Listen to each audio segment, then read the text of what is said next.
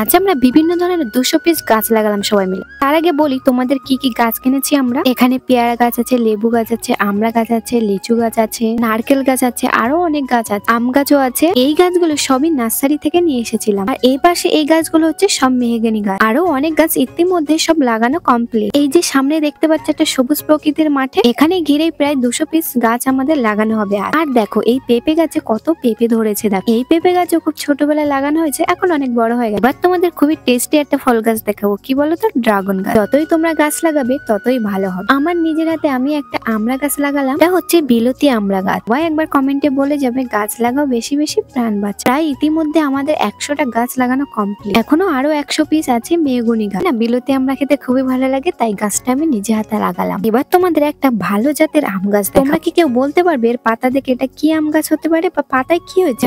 প্রায় আমাদের গাছ লাগানো কমপ্লিট। এখন তোমাদের একটা সবজি গাছ দেখাবো, বলো তো এটা কি সবজি? আমরা হচ্ছে চাষি, বাড়ির মধ্যে ছোটখাটো সবজি গাছ না লাগালে খাবোটা কি?